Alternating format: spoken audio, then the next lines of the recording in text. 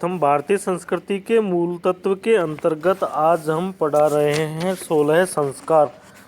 16 संस्कार में प्रथम संस्कार है गर्भाधान संस्कार। विद्वानों ऋषियों ने बतलाया कि यह प्रथम संस्कार है। मानव जीवन का प्रथम संस्कार गर्भाधान है। जिस कर्म के द्वारा पुरुष स्त्री में अपना बीज स्थापित करता है उसे गर्भाधान कहा गया है।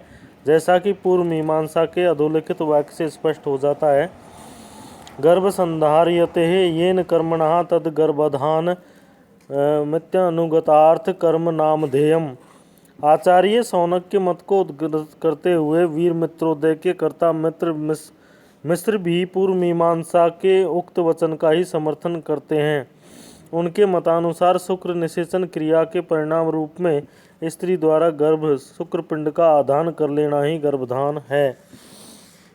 गर्भाधान के लिए ऋतुकाल उपयुक्त माना गया था। ऋतु स्नान की चौथी रात्रि से 16वीं रात्रि का समय गर्भाधान हेतु उपयुक्त माना जाता है। इस विषय में उल्लेख है, षोडशतुनिसाः सस्ताः गर्भस्याधान कर्मणि। गर्भाधान के उद्देश्य से ही शुक्र निषेक आवश्यक माना जाता था। निरुद्देश्य शुक्र की व्यर्थता को पाप समझा जाता था। वीर मित्रोदय में आश्वलायन का मत उद्धृत है कि व्यर्थी कारेण शुक्रस्य ब्रह्मा हत्या वाप्नुयातः। गर्भाधान की रात्रि संख्या के आधार पर ही भ्रूण में लिंग निश्चय का उल्लेख स्मृति ग्रंथों में किया गया है।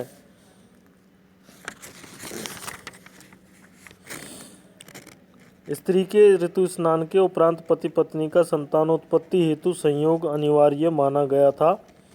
धर्मशास्त्र में यदि ऋतु स्नान के उपरांत पति पत्नी से संयोग न करे तो उसे ब्रह्म हत्या का दोषी ठहराया गया है। पुराणों में भी गर्भाधान हेतु विधि निषेधात्मक निर्देश उपलब्ध होते हैं। कूर्म पुराण में 10 पुत्रों की उत्पत्ति के लक्ष्य की बात कही गई थी।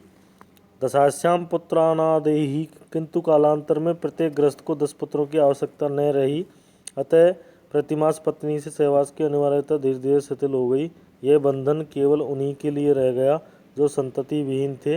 इस प्रकार एक पुत्र की उत्पत्ति के बाद प्रतिमास पति पत्नी का संयोग वैकल्पिक माना जाने लगा। द्वितीय संस्कार है पुंसवन संस्कार।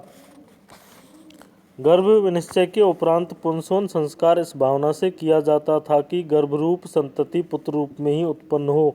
इसके पीछे उद्देश्य यह रहा होगा कि पुत्र होने पर ही पितृ ऋण चुकाने का अधिकारी पिता को माना जाता था, क्योंकि पहले पुरुष प्रधान संस्कृति थी। पुन्नाम नरकात् त्रायते इति पुत्र। ऐसी पुत्र शब्द की उत्पत्ति से भी लक्षित होता है कि पुत्र की आकांक्षा वैदिक मानव को अधिक थी। वहीं पितरों में पुम नामक नरक से बचाने वाला माना गया था। सामान्य दृष्टिकोण से पितृसत्तात्मक परिवार होने से प्रथमतः पुत्र की आवश्यकता अनिवार्य थी। जिस प्रकार धनुष पर बाण का संधान किया जाता है, उसी प्रकार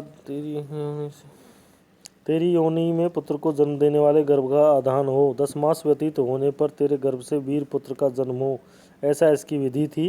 पुंसवन संस्कार के अवसर पर अनुष्ठेय कर्म का क्या स्वरूप था, इस विषय में यद्यपि वैदिक साहित्य में कोई स्पष्ट उल्लेख नहीं है, तथापि वेदों में उपलब्ध एतद विषयक प्रार्थना मंत्रों से स्पष्ट हो जाता है कि इन प्रार्थनाओं या मंत्रों का विनियोग उक्त कर्म में अवश्य मान्य रहा होगा।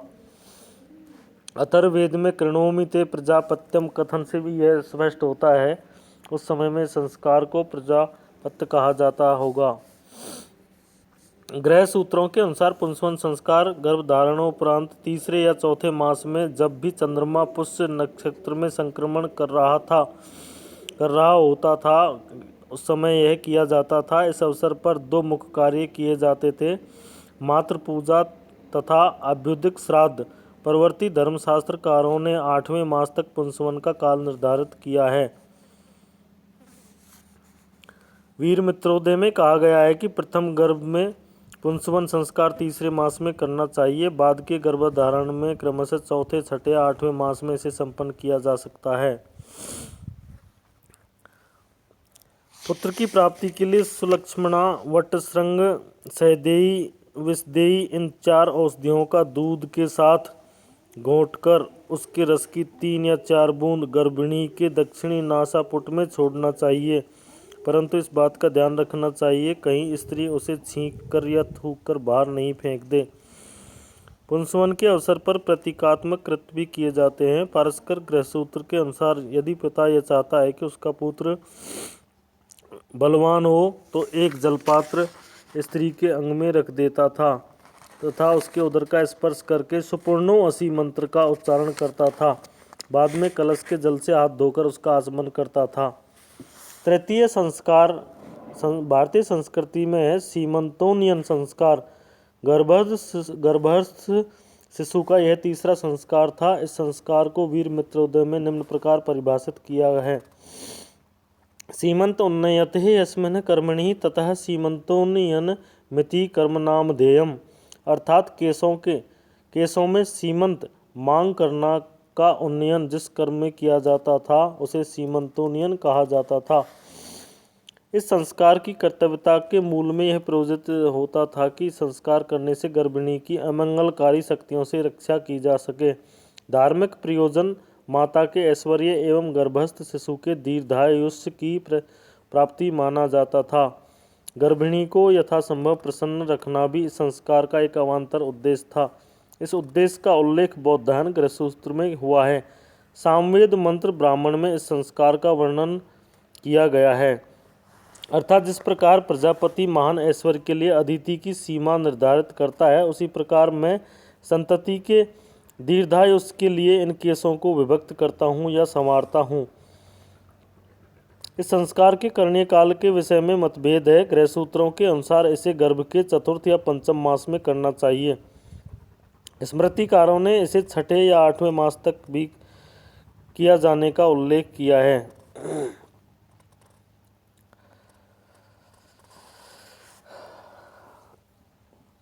सीमंतोनियन प्राय किसी पुरुष संज्ञक नक्षत्र के समय संपन्न किया जाता था। गर्भिणी स्त्री को उक्त अवसर पर उपवास रखना होता था। सीमंतोनियन की विधि के अंतर्गत 5 कृत्य किए जाते थे। मातृ पूजा, नांदी श्राद्ध, प्रजापत्य आहुति, व्याहत्यादान एवं सीमंत कर्म। प्रारंभिक 3 कृत्यों के उपरांत गर्भिणी स्त्री अग्नि के पश्चिम एक कोमल आसन पर आसीन होती थी।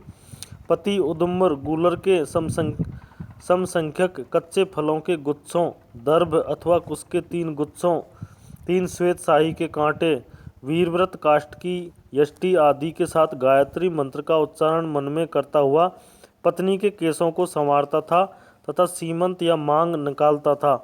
धागों में बटे गए धागे से उदम्बर की टहनी को पत्नी के गले में बांधकर अयमूर्जस्वतो मंत्र का उच्चारण करता था। इसके उपरांत सपत्नीक दैनिक यज्ञ संपादन के उपरांत पत्नी उस उदम्बर की टहनी को अपने गले से खोलकर फेंक देती थी। ब्रह्मा भोजन के उपरांत यह संस्कार समाप्त हो जाता था। गर्भिणी स्त्री रात्रि को मौन व्रत का पालन करती थी एवं अगले दिन गाय के बछड़े की पूजा करती थी।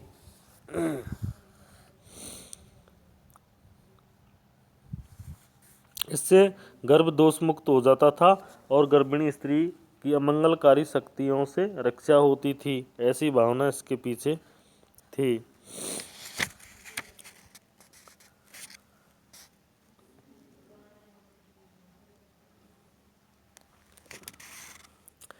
इस समय गर्भिणी स्त्री को कुछ निषेधात्मक शिक्षा दी जाती थी, अर्थात क्षौर कर्म, शव यात्रा में सम्मिलित होना, नख काटना, युद्ध में भाग लेना, नया घर बनवाना, बहुत दूर जाना, परिवार में विवाह, समुद्र जल में स्नान। ये कार्य गर्भिणी स्त्री के पति के आयु को क्षय करते थे, इसलिए निषिद्ध माने गए थे। चतुर्थ संस्कार है जातकर्म संस्कार। जातकर्म का प्राकृतिक आधार प्रसवजन्य शारीरिक आवश्यकताओं तथा परिस्थितियों में निहित था। गृहसूत्रों में संस्कार का वर्णन विशुद्धता से प्राप्त होता है।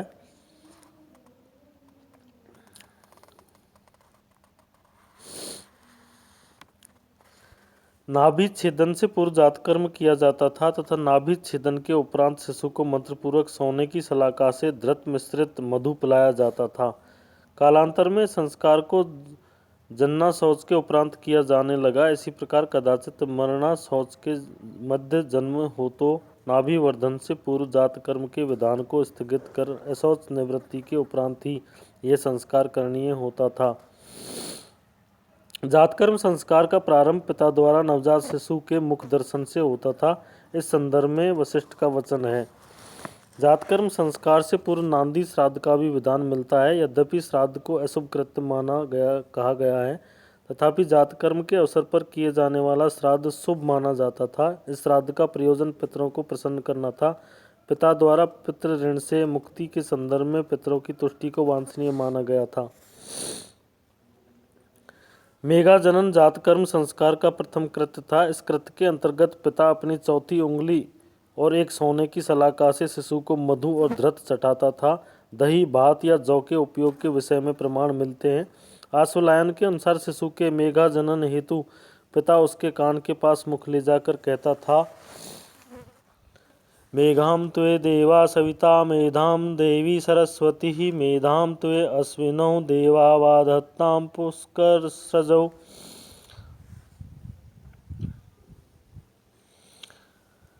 सुश्रुत के अनुसार मधु के साथ घृत सौंदर्यजनक, मेघा बढ़ाने वाला, मधुर, अपस्मार निवारक, शिरोवेदनापहारक, ज्वारपहारी, अपच निवारक एवं यकृत आदि को सुव्यवस्थित बनाए रखने हेतु अद्वितीय औषधि है। यह पाचन शक्ति, स्मृति, मेधा, तेजस्विता, मृदुता, वीर्य एवं आयु का वर्धक था। मेघा जनन के साथ ही जातकर्म के अवसर पर गुहा नामकरण भी होता था। पिता शिशु के दाहिने कर्ण में त्वम वेदो असि का उच्चारण करते हुए शिशु के नाम का मन में उच्चारण करता था। यह शिशु का गुप्त नाम होता था। इसे माता पिता ही जान सकते थे, अन्य को नहीं बताते थे। आयुष के निमित्त पिता शिशु के नाभि व दक्षिण कर्ण के निकट दीर्घायुष मंत्र का जाप करता था। पूर्व, पश्चिम, उत्तर, दक्षिण एवं ऊर्ध्व इन 5 दिशाओं में श्वास, प्रतिश्वास, निश्वास एवं उच्छ्वास की क्रिया संपन्न करता था। क्योंकि श्वास ही जीवन का जनक समझा जाता था, अतः शिशु के श्वास की निरंतर क्रिया होती रहे ताकि वह दीर्घजीवी हो सके। ऐसा उद्देश्य इस चमत्कार पूर्ण कृत्य के पीछे निहित था। शिशु के सशक्त जीवनी शक्ति के संचार के निमित्त पिता ईश्वर की स्तुति करता था। गृह सूत्र में इस प्रार्थना के कुछ मंत्र ऐसे हैं, जैसे अस्मा भव, परशुर भव, हिरण्य अमृतम भव इत्यादि। पुत्र को जन्म देने वाली माता की स्तुति के साथ संस्कार की संपन्नता मानी जाती थी। धन्यवाद।